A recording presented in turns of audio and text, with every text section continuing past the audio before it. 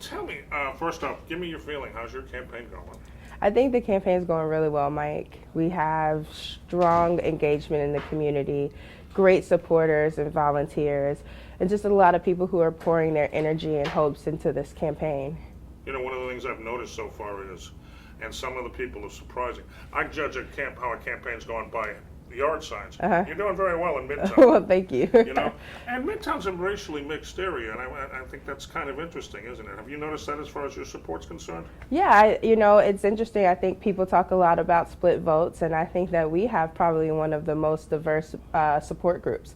You know, Midtown is a test case for that. We have black supporters, we have white supporters, we have the Latinx community, and so on and so forth. Because I think our message about a Memphis that embraces everyone, a Memphis that supports those who need it the most first, that reaches more people than just skin color. Now let's talk about that, because your opposition obviously says, well, look what we've done as far as jobs concerned. We talked about this the first day you announced. Yeah. And you talked about his numbers. Yeah. It's not an easy thing to do. Do you give him any credit for that at all? I think the mayor has done what is within his vision, but I think that his vision is limited. That's an interesting aspect. Explain a little more about that. Well, I mean, for example, Mike, there are so many needs in this city that go beyond if we believe that development downtown is going to get progress for everyone. If we believe that development in the Poplar Corridor is going to get progress for everyone. I mean, even when I look at the roads that are being paved right now, I get off the highway, I get off Highland, I get off Walnut Grove, and I see brand new pavement, but I'm still not seeing it on the roads that reach deeply into South Memphis, deeply into North Memphis. I'm still not seeing the parks taken care of where kids are living in zip codes that identify as mostly low income, where they're saying there's nothing for us to do and, you know, their neighborhoods aren't taken care of. And so what I am pushing in this race is the fact that we still are a city where the majority of our kids are born below the line of poverty. We still are a city where 40% of people who work every day make below a living wage. And so I think it's important that we push on those issues, not say everyone, it takes time and their turn will come. How much more time do you want for your progress? I'm quoting James Baldwin here, who says, how many generations are we going to wait? My father waited for this. My grandfather waited for this. The quality that we're talking about is generations old. How much power does the mayor have in doing what you're talking about? The mayor has a lot of power because it's about the vision for the city. If we say that Memphis is a city that's going to progress for everyone instead of we have great business momentum because new hotels are going downtown, then that is a difference in the city. All of the buildings that we're going to build, Mike, how are we going to have people who can have extra income to enjoy those hotels? If we're only graduating 1 in 3 students who are ready for work or college, how are we going to graduate a workforce that can work in those hotels?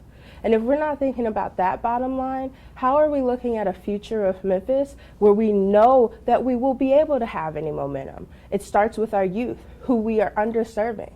And so my issue is that not just with our economics, but when I talk about equality, I'm talking about the fact that we have an LGBTQ liaison who's not LGBTQ. That we are a city that's made an agreement to be heavy supporters of ICE. And we have one of the fastest growing Latinx populations in the state. Right? When I'm talking about the fact that we're making deals with Ray Kelly, who was run out of New York for his racist stances on policing, and we're saying, hey, come do that in Memphis, that's a great idea. Yeah. That never came through, though. It did. You know? With private dollars, yes, it did. Ray it Kelly did. advised and advised the Memphis Police Department that's right. and the mayor. Yeah. Tell me a bit about. Had direct access to them. Let's talk about crime. Your views on crime are not just hiring more police officers. Right. Talk about that. My belief is that I think that the police force is an important part of the future of this city. I believe that community-oriented policing is the path that we need to take. And this is not something that I've just made up. Other cities are doing it very well. Stockton, California, one of the poorest cities in this country, hired a police chief who applied for the job here in Memphis, but hired a police chief who has been able to not only turn around the number of police-involved shootings, but also has been able to turn around the number of violent homicides. And by doing both, by investing in a community relationship between the police force and the neighborhoods, she was able to reduce both simultaneously. Here in Memphis, we're just saying, do the crime, do the time. Fed up, get locked up. Versus how are we looking at the investments in our communities? If 0% of our budget, 0% of a $750 million budget go towards K through 12 education in any form. We say that our biggest investment in youth is the fact that we've opened libraries and community centers longer. But what's the programming in those libraries and community centers that's enticing youth to come off the street or leave their homes to be a part of that programming? We're saying that we've increased the usage of these buildings by, 90%? 90% from what, right? Show us the hard numbers of your investment in youth. We're doing mentorship programs that are about manhood and womanhood university. We're telling our kids that the way to their success is cut your locks and pull up your pants. That's not the future that gets kids invested. The kids in Memphis are creative, they are intelligent, they deserve investment in them, and they deserve investment in their neighborhoods. I was at Kingsbury High, and a kid told me that he believed that his street had trash flowing over it because adults didn't pick it up.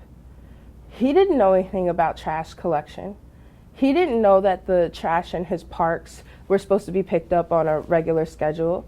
And then I said, have you ever been to Union Avenue, which is 5 minutes away from him? And he'd never been to Union. So our kids are stuck in these silos, segregated not just by race, but also by socioeconomic status, and we're not doing anything to break those barriers for them. Tell me a bit now. Education, you've talked about that. Now both of the main opponents that the media has decided as main opponents. You know that both of them voted against the city removing funds from the city schools at the time. Strickland voted against it. Harrington never wanted to see that happen. Mm-hmm. Do you feel as though you'll have trouble getting money back into the school system because you got to go through the city council to do that? And do you think you ought to maybe go back to a Memphis city school system? What I want to do is have what's called a Youth Opportunity and Education Fund. And so this fund would be a pot of money from the budget that we use in type of a grant process. So I'm not talking about a direct check to SES. I'm not talking about a direct check to any school. This is a fund where the people who are out there doing that work right now with wraparound services, with mentoring, with intervention and prevention work, whether you are washing clothes for youth to make sure that they've got clean uniforms, or you're making sure that there's science books in your neighborhood schools. Teachers can apply. I want to make sure that my kids know what the Mississippi River looks like. They live 10 minutes from it and never been to it in their entire life. So they can apply for those funds that fall into a list of categories, which we've listed on our website. But these categories are about the enrichment of the life of the kids of Memphis, and knowing that there are people out there, we're not going to recreate the wheel. The wheel is rolling, but it's rolling so slow that we'll never catch up. It's about infusing our children with opportunities in tech. $100 million school built in Collierville opens first day. They've got a gourmet chef. Every kid gets a brand new MacBook. First week of school here in Memphis, at least 6 schools were closed because of deferred maintenance issues, right? Our kids are behind from the first week of school.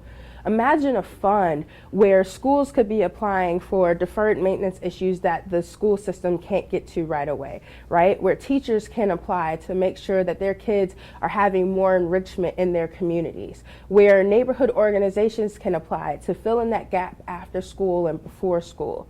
And the city is saying, we want all hands on deck, and we're going to fund helping that. That's how we get to education and opportunity being better funded.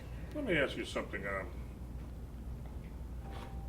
Do you think the other candidates are taking you seriously?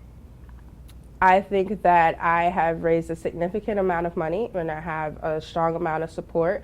And I think that the most important thing to me, I think it's their strategy to not take me seriously. I think it's their strategy to be dismissive. I think it's their strategy to be misogynistic and sexist towards me. But what's most important to me are the voters. And what I receive is a lot of love and support from a lot of people who are encouraged by our message of a Memphis that celebrates everyone and includes everyone. I have not heard anyone, a candidate in this city, ever be described as whiny before. And Sanford called you whiny. And I wonder if that continues, if you feel that's continuation of, hey, You know, Right. you wouldn't say that to Willie Harrington. You wouldn't say that to Jim Strickland. No, you know. They wouldn't say it to them. And I think that the history of women in politics in our city and in our country shows that, you know, people just want us to wear dresses and, you know, be secretaries. Like, this is still the era of Mad Men. I apologize that being strong and outspoken sounds like whiny to Mr. Sanford, but I welcome him to join us in 2019. I look at your at what you say here, and you know, you have broken some so-called rules. You came on the county commission and did not stay silent for the first month or 2 months or 3 months. You got right into it. In this situation, has it changed your opinion at all on politics, about running for politics? Is it worse than you thought? Is it more personal than you thought it was going to be? I knew you probably thought, well, it's going to be personal, but is it even worse, more personal than you thought it was going to be? I think it was always personal for me. It was personal enough for me to run for office instead of, you know, just doing grassroots activism, instead of just working in education. It was personal enough for me to, you know, give up my security and safety in life to do more. Even in running for mayor, you know, I've taken great risks to take this on. And so it's always been personal for me. I think that what I have learned is that often you will be a silo, no matter if you're on a body of 1 or you're a body of 13. And you have to do what you know you yourself were elected to do. So yeah, I got on and I started talking day one because the people in District 7 didn't elect me to wait 3 months to figure it out. Your campaign in the last couple of weeks has been overshadowed by a magazine cover, a tweet that you made a few years ago, which you apologized about, by the way. Do you think that's hurt you? I don't think so at all. I think that the people who support us continue to support us, and I think that those who don't. And I think that what we have been able to do is show a very human face to this campaign. And as you said, I roll with the punches very well. If you disrespect me, I say, hey, I've been disrespected. Vote Tami Sawyer. If you don't disrespect me, you know, or if you feel disrespected by me, I apologize for that. And I say, but here are the issues. And that's what we're going to continue to do is focus on the issues. Good spot. Hold on real quick. He's going to take a few shots talking. If it's good enough for the president, it's good enough for Tami Sawyer, right? You know, but you haven't. I mean, you haven't gone to that level. I mean, you know, if they want to call you whiny, that's fine. Let them call you whiny. Just keep punching them